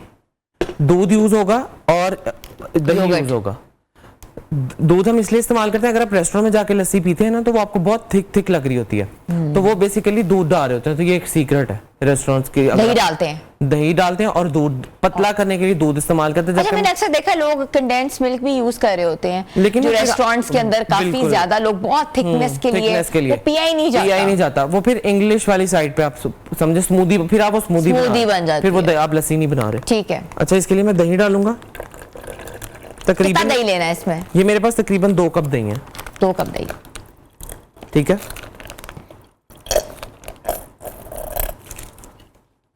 अच्छा, मैंने दही रखा हुआ है लेकिन मैं फिर भी पानी यूज कर रहा हूँ। और दूध रखा हुआ है, थोड़ा सा पानी। अच्छा, उसके बाद मैंगो इटसेल्फ भी मीठा है, लेकिन मैं सिर्फ भी इसके अंदर फिर भी 2 से 3 टेबलस्पून जो है वो चीनी के ऐड करूंगा। अच्छा, जो लोग ऑलरेडी डायबिटिक हैं उनको ख्याल रखना चाहिए चीनी का।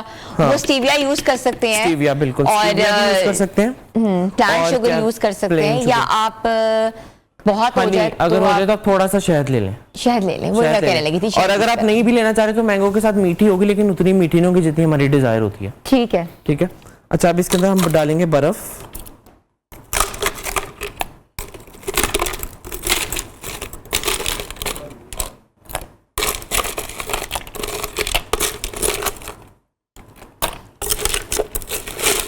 और बर्फ हम बाद में भी ऐड कर सकते हैं। बिल्कुल, ठीक है, क्योंकि ऑफ कोर्स जिनके जग्स टूटते हैं वो इसी वजह से टूटते हैं क्योंकि वो बर्फ शेक करते हैं।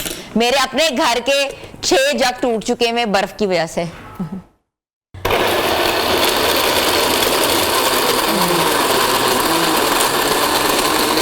इसको आप 5 से 6 मिनट तक ब्लेंड करेंगे। ठीक है, आप ब्लेंड करेंगे।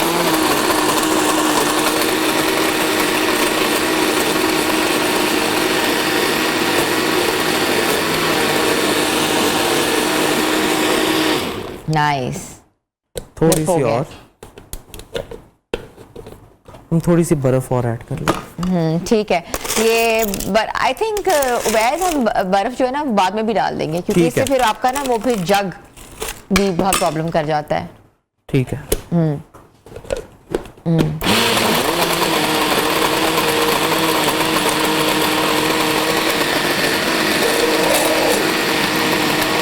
ठीक है।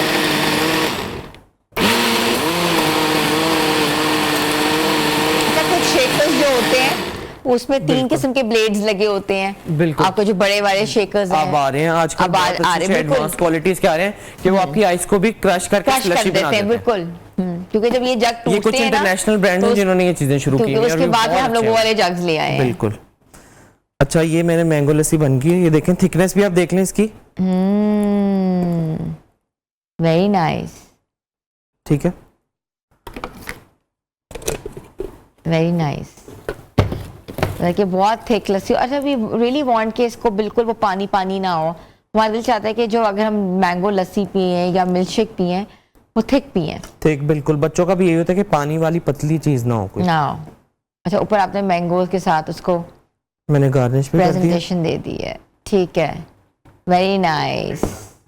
हाँ, अच्छा, शकशुका हमारा और ये हमारा शकशुका भी जो है वो रेडी हो चुका है। दिखाएं जरा कैसी इसकी आ रही है शकशुका का, क्या सिनेरियो आ रहा है इस वक्त। I really wanted to C.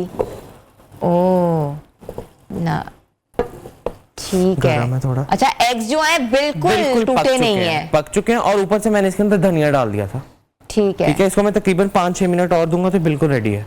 Okay okay, तो ये दोनों रेसिपीज तैयार हो चुकी हैं। इसका मैं रिकैप कर देता हूँ अगर आप कहें। बिल्कुल, आप इसको रिकैप आप इसका कर दें। 2 प्याज लिए थे हमने, 2 प्याज लेने के बाद इसके अंदर 2 टमाटर ऐड किए थे, 2 टमाटर और प्याज और 6 से 7 हरी मिर्चों को अच्छी तरह से मैंने सौते कर लिया था यहाँ तक कि ये नरम हो गई थी। फिर जब ये नरम हो गई थी उसके बाद मैंने इसके अंदर डाल दिया था नमक, लाल मिर्च का पाउडर और उसके अंदर थोड़ा सा हमने डाला था जीरा। उसको अच्छी तरह पका के 2-3 घूंट पानी के डाल के मसाले को इनकॉर्पोरेट कर लिया था और उसके बाद हमने 5 अंडे तोड़ के और इसको ढक्कन दे दिया था। इसकी स्टीम में अंडे जो है वो पक गए और एंड पे आप इसके ऊपर हरा धनिया डालें और देखें कितना बेहतरीन ये तैयार हो चुका है। अगर आप चाहें तो आप इसके ऊपर जो बेल पेपर्स का इस्तेमाल कर सकते हैं, वाइल आप अंडे डालने से पहले बेल पेपर्स को डाल के सौते कर लें। ठीक है, ठीक है। और दूसरी तरफ मैंगो लस्सी के लिए मैंने लिए थे 2 आम, 2 कप दही, 1 कप बर्फ, 2 टेबलस्पून चीनी और थोड़ा सा पानी डाल के अच्छी तरह ब्लेंड कर लिया था।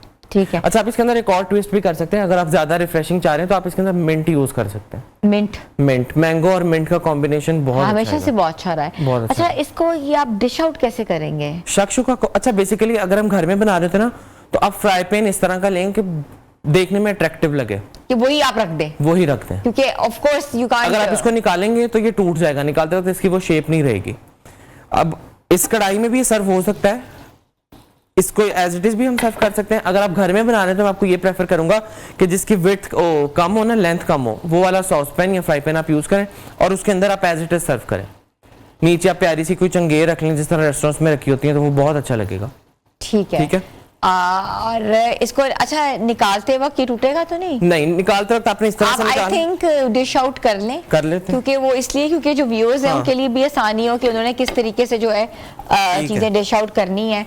और डिश आउट का भी एक बेहतरीन तरीका होता है कि आपने पकड़ना है ऐसे, आप दोनों, क्योंकि जो माहिर होते हैं उनको तो मसला नहीं होता, लेकिन हम जैसी जो खवातीन जो हम हिडन ट्रायल मेथड्स कर रही होती हैं किचन में, ये आपने इस तरह से इसको पोर्शंस में डिवाइड करना है, 4 पोर्शंस में, 4 जितने अंडे हैं आप उनको पोर्शंस में कट कर लें। ठीक है। सिंपली आप इस तरह से उठाएंगे कि नीचे तक जाए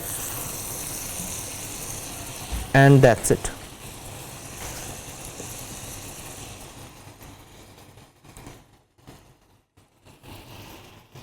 ओके,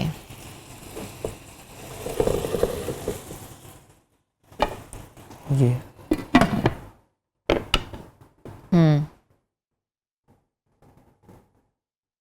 ठीक है। और ये आपने सिंगल सर्विंग बनाई है? Single serving. ठीक है, सिंगल सर्विंग इज ठीक है, फाइन। ये अगर बना आपने बड़ी सर्विंग करनी तो आप बड़ी डिश में कर लें। आप एज इट इज, मैंने आपको कहा फ्राई पैन इस तरह का लें जिसकी लेंथ कम हो और साइज में थोड़ा सा छोटा हो, तो आप उसको एज इट इज उठा के नीचे कोई चंगेर या वुडन की कोई चीज अगर आपके पास है तो आप उसके अंदर सर्व कर दें। ठीक है। अच्छा उबैद, हम एक किचन की टिप जरूर पूछते हैं। आज भी हम आपसे पूछेंगे गर्मियों की किचन में क्या टिप होगी, क्योंकि अक्सर चीजें जब हम बना के रखते हैं वो फ्रिज में खराब हो जाती हैं बाद में, और हम लोग जब भी उसको वार्म करते हैं तो वो स्मेल आने लग जाती है, बबल्स। इसके लिए सबसे एक बड़ी टिप यही है कि आप बनाएं उतना जितना आप कंज्यूम कर लें एक दिन में।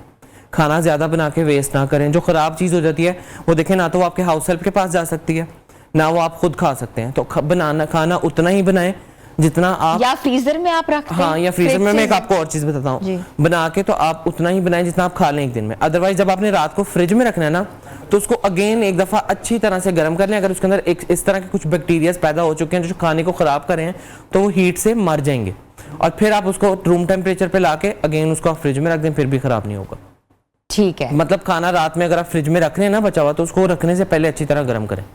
अच्छा, अच्छी तरह गर्म करके उसको रूम टेम्परेचर पे लें। 5-10 मिनट में मेरे ख्याल से वो आ जाएगा रूम टेम्परेचर में। अगर आप एसी वाले रूम में रखेंगे, ठीक है, तो फिर उसको फ्रिज में रख दें, फिर खराब नहीं होगा।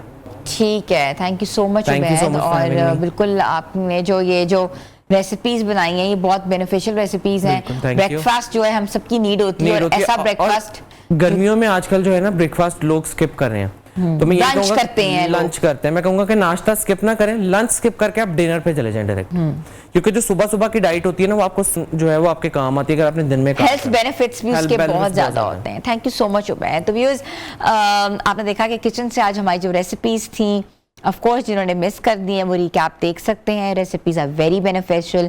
हमने ये चीज़ ज़रूर देखी है कि जो हम रेसिपीज़ बना रहे हैं उसमें हेल्थ बेनिफिट्स हों, उसमें वाइटामिन जा रहे हों, प्रोटीन जा रही हो, और ख़ास तौर पे बच्चों के लिए जो है टेस्ट बड्स डेवलप हों। गर्मियों की छुट्टियां हैं और पेरेंट्स जो हैं वो बाकायदा तौर पे चाहते हैं कि कुछ ऐसा दें जिसमें वो घर बैठे बैठे जो है न्यूट्रिशन वैल्यूज़ उसकी बहुत ज़्यादा हों, क्योंकि साथ आपको पता है मौसम ऐसा है कि बच्चे जो आए आजकल आउटडोर एक्टिविटीज़ बहुत कम कर रहे हैं और जब आउटडोर नहीं जाते तो विटामिन डी लेवल बहुत कम हो जाता है, डेफिशिएंट है।